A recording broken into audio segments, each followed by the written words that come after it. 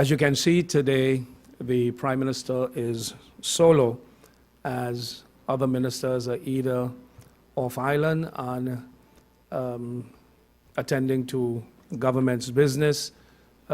Minister Jacobs is visiting several universities and colleges throughout the United States, where reports have been constantly coming in of memorandums of understanding that she's been signing, and tuition adjustment to tuition fees that our students would have to pay.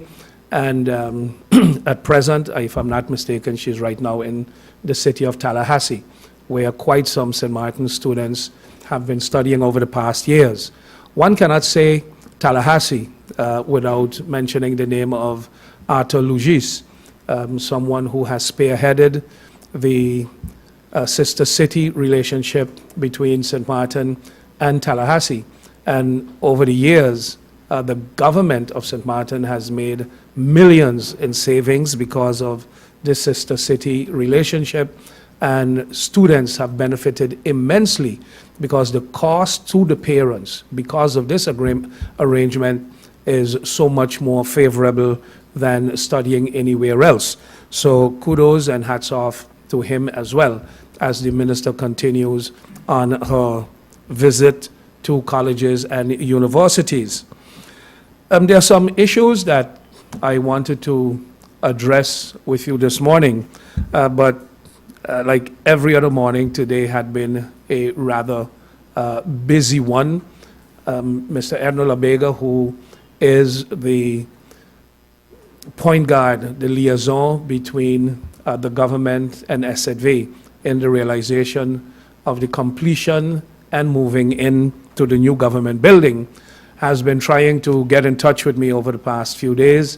And finally this morning, my driver decided to take me straight there to a meeting before I come, as there were some urgent decisions to be made. While leaving there, I told them, well, it's hot from the press. And they said, well, no, don't show the pictures as yet. And I said, well, it's a work in progress. So as such, you will get the opportunity to see what possibly, and I say possibly because it is subject to change. I know one of the things that I had brought up are the trees, because we have a lot of complaints by citizens who say, you know, we are importing trees that are not indigenous to the island or to the region. We are bringing palm trees out of Florida rather than using our own trees. So the trees may move, may change, but this is at least the architect's proposal to which we need to take a final decision. This is probably a view of what the entrance and the lobby would be looking like. They've made a proposal for a mahogany-like entrance with a double door. So rather than opening the door, something like what you have at Windward Islands Bank, but not a security measure at this point in time, but more one where you keep the hot air out, and once that door closes, but not that the one has to close for the other one to open. But this is sort of the rendition that is being proposed. And in the back, again, in the back of the reception area, we have a choice of either a picture of St. Martin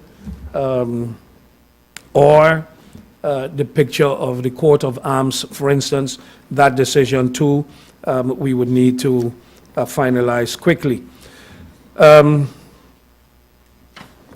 This is an artist's impression of the picture. When you're looking, when you're on the inside of the building and you're looking now outside, this is what one would be looking at. And then one of the final pictures that I want to showcase here this morning would be, we have a huge drawing, but this is one can see when we signed the agreement not too long ago, the Prime Minister himself was up on the excavator. But ever since, real operators have been working all day, and this is basically what they're working towards, the preparation of the parking area and the front of the building. We also have, it may have been lost, but if you look here at the fencing, the wall that we would have now, instead of a fence, a wired fence with barbed wire, we will have at least on 2 sides, but most likely on 3 sides. We are working on getting the cooperation of Nature Foundation to move the mangroves from around the pond. We are not killing them, we are not destroying them, but they will be, just like was in the case of the airport, relocated. Then we would have a beautiful fence on this side, the front for sure, and the facing the building, the fence on the right side. It would be a beautiful finished fence. Cars, when they drive in, there's a section that would drive over this walkway. The rendition that is here is one with marble and travertine, but I have ill-advised against it because it would make no sense to have a beautiful walkway but becomes dangerous if it is slippery. So the walkway will be redesigned in terms of the material that they would use. But this is just to give everyone an update that the work is progressing, that work is being carried out, and we are working towards a deadline. July 1st always comes up as, will you be meeting that deadline July 1st, if not too long after. And but we are looking definitely in the month of July for the transition to begin, and the first persons to transit from here or transit into the new building will be the Council of Ministers, their support staff. DECOM will also be one of those that will be moving in as soon as possible because we want to avoid basically like what we have here, that DECOM got to constantly be running from another office to come to the building whenever there's a press briefing, there's a press statement, or there's anything of that sort. For the past few days, a story has been making headlines on Facebook and in newspapers, and just before I came here, I had detectives from the department, from the police department, who came to have a discussion with me about it. And it pertains to the story that appeared on Facebook by a citizen of St. Martin calling on the people to kill the Prime Minister and his family and friends and whatnot. Do I take this as a joke? No, absolutely not. I do not. I immediately contacted the Minister of Justice and asked him to look into the matter. What I wanted to address today, however, was for a moment it crossed my mind to pick up the phone and try and get in touch with Koto, who not too long ago, several years ago, visited my home unknown to me, and it's nothing wrong with that. Koto's father and my mother were relatives, Koto's grandmother on his father's side, but he visited my home with a friend of his and was to illustrate to his friend how humble, I wasn't Prime Minister then, but how humble William Ireland and his family live, and that they are hospitable people, and that my wife was very friendly and outgoing, and offered him and his friend something to eat, which they did, and they drank, and he showed his friend that the rumors or the talks about William Marlin being arrogant and not being accessible and unlike others, he said, who live on top of hills with gates and you can't have access to them. He said William Marlin lives, he has no gate on his property. You can access him, you can visit his home. Time changes, of course. People can support whoever they want, whenever they want. But I think when we are attacking someone, we have to base our attack on the truth. Today I showed an artist rendition, a proposal that is made. And if people see this and they say, we don't like whether it's the color, whether it's the pelicans, whether it's the palm trees, whether it's the bricks, they're basing it on a fact. What is the premise of the attack by Rene Wilson on the person, on the Prime Minister? One, that information reaching him indicates that the Prime Minister just submitted a proposal to postpone the elections of September. Absolutely not so. I have said in press briefings more than once, answering questions, that we will not change the date. We do not intend to change the date. After the resolution, the national decree was signed, we have entertained no such idea. The only time changing the date after September came up was when the leader of the UP party made the proposal that if we form a national government, we can change the date to election to September 18th, and he is fully supportive of that. I immediately reacted to that as well in here in a press briefing where I said categorically, no, we are not changing the date for an election. So if that is one of the reasons that triggered this angry reaction, then that is the message that I want communicated to Mr. Wilson and everybody else who jumped on the bandwagon to say, yes, we know, because I've seen a statement from somebody else who said, yeah, we know, I've been saying this from October, that this is the intention of the government, keep moving the date and moving the date.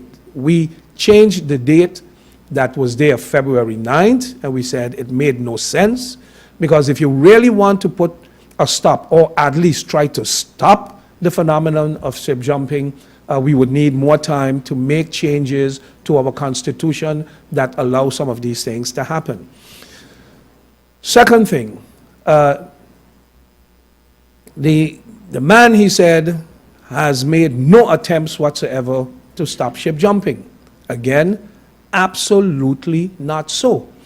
The records would show that I appointed the committee to make proposals and study the changes actually that we had proposed, for them to look at the legal ramifications and the legal possibilities of making the necessary adjustments. The committee submitted their report. We have discussed it in the coalition, we have discussed it in the government, and we have taken a decision to make changes to the Constitution. And basically, and I've said it here in the press briefing as well, basically what it is, any government needs to have the support of party or parties that form, that have the support of a majority. So if one party has the support of a majority, has sufficient seats to have a majority, we will have has 8 seats, that party can govern, support the government by itself.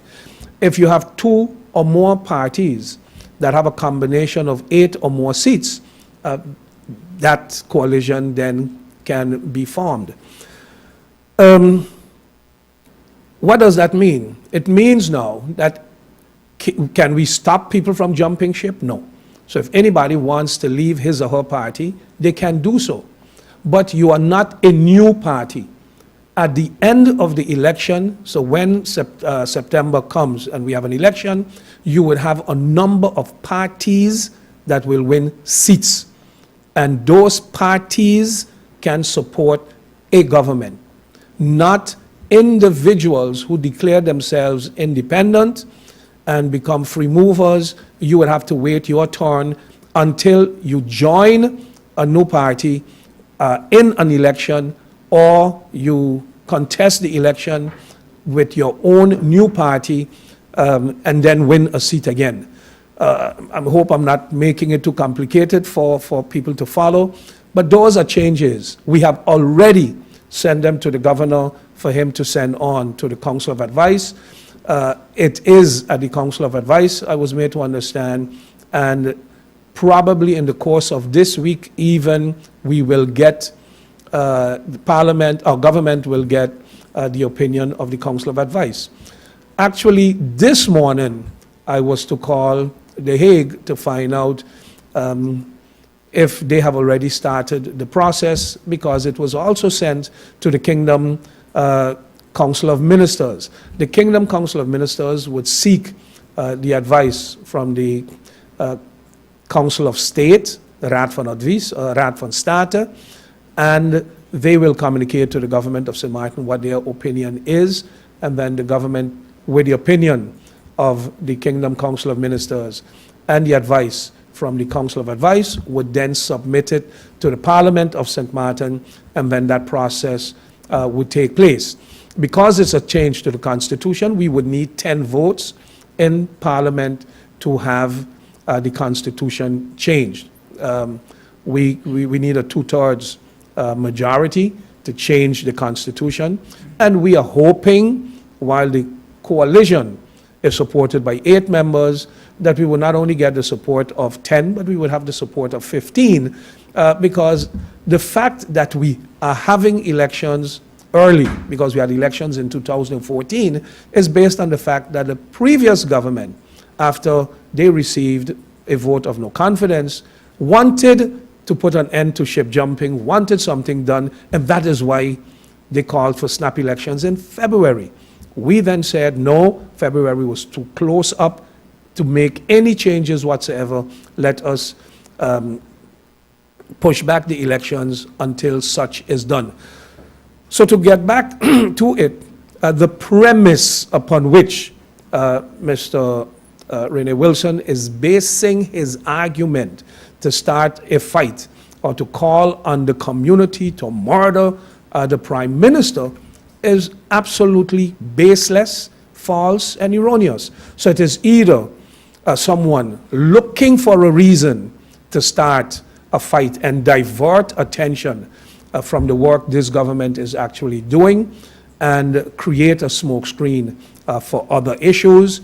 We don't know what the motives are. Now, to get back to the visit by the detectives a few moments before the press briefing have started, my point was, I do not believe and I do not agree with the Prime Minister having to file a complaint for the detectives or the institutions to start an investigation or to question Mr. Rene Wilson on his intentions.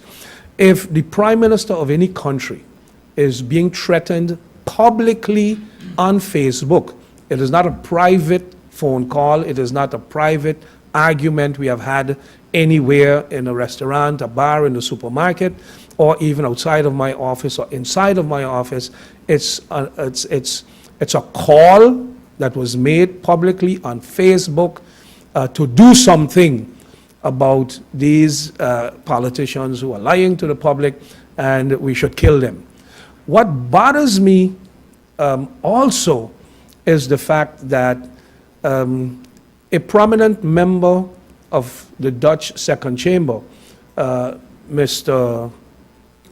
Bosman, is directly involved in it. Now, one can come out, and Mr. Bosman can rightfully come out tomorrow and say, well, it is not me, but there are all reasons to believe that that is who Mr. Wilson is addressing and calling on, because reference is made to Holland, and the only Bosman we know in Holland that the person would be calling on would be a member of parliament. Now, why am I saying it's bothering? Whenever there is a development on St. Martin, the first to jump on and question Minister Ronald Plasterk in charge of Kingdom Relations, questions are fired off if the minister is aware of this, the minister is aware of that, the minister is aware of this, the minister is aware of that. When we've had incidents with members of parliament that went viral or went public, members of the second chamber in Holland jumped on it immediately, sometimes before there's even a reaction locally. So I cannot comprehend how members of parliament, members of the second chamber in Holland, who are constantly monitoring and are in discussion with their friends on Facebook, would get or read a message unless they want to say they have not read it, where citizens are calling on the public to murder the Prime Minister, one of the Prime Ministers in the kingdom, and they are not asking the minister if he's aware of it or if the government is aware of it and what they are doing about it. So that's just a side note as well. So I think it's an issue that has to be taken seriously, and not seriously because I am going to now buy a bulletproof vest and be ducking and hiding, but you know, one can never be too careful, because if somebody had said to us a few years ago that they would murder a political leader on Curacao, we would say nonsense, we don't come from that kind of environment and culture. Some of the things we see happening in St. Martin today, I lived in the era when my house in Saunders was never locked. I moved to Cahill, my house was never locked. I would jump in my car, I've said it often before, go to New York on vacation for 4, 5, 6 weeks in the summer and leave my Mustang parked in front of the airport building with the keys in the car and come back and meet my car right there. Today, you have double bolt locks, you have alarm systems, you have burglar bars, you have rolling shutters, and still people are breaking in to other people's property. So the way of life has changed, has certainly changed, but it's not only the fact as to whether the person making that call is going to do something, but just like we see with the case of ISIS, ISIS may not be involved in every lone wolf attack. Somebody who's listening and or admiring or is inspired by things that ISIS do would say, well, I'm going to take to the road and I'm going to take measures in my own hand. So that posting may inspire others to just do that. On the other hand, there are people also who have read it, who are saying, I love the Prime Minister. The Prime Minister is my family. The Prime Minister is my friend. The Prime Minister is the Prime Minister and needs to be protected and guided. So if the authorities or if the Prime Minister himself is not taking it seriously enough, hell no, I am going to protect my Prime Minister, or I'm going to protect my family member. I'm going to protect my brother, my uncle, my father, my friend. And I'm not preaching retaliation or violence against violence. All I'm saying is I think that those who have done their postings and react to it have access to the media and would be listening, if not live, at the coverage provided by every media outlet in here today, whether it's on Facebook, whether it's in the newspapers, and assess, first of all, the facts. Because what are the facts? The facts are what they are. And if they need proof, they can come to the government building, they would see the paper trail. But if they browse the news information that is provided by the media houses, they would know that I have been reporting on the progress that is being made on several of these issues. We need a break for some water.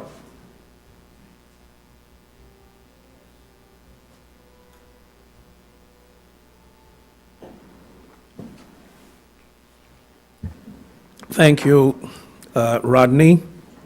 One of the other issues that was brought to my attention just before the briefing started, and since I'm the only minister in here today, I will speak on some of the other issues that affect, or at least on this issue that affect another ministry. I too saw lines indicating that the Alexis Arnell Road appears to be a two-way street. So the question was asked to me whether that is the case, because if you, in Coal Bay, or if you're going down the hill from Cake House, Koiman area, if you're going down the hill, and when you reach to the Coal Bay section, you would see markings on the right side that you can go straight. Now, I don't know if you're going straight, what straight you're going into. You can make a you can make a right, sorry, and you can make a left from the right lane, and the lane which going down the hill is on the left side has an arrow that you can go up the hill. Now, it would be confusing, particularly for tourists, if you reach there and you see the sign. I spoke just before we went on air with Mr. Township Ocampo of the maintenance department at Vromi, and he said, no, they're busy finishing the signage, because accompanying that is a sign that would say no through traffic to Phillips.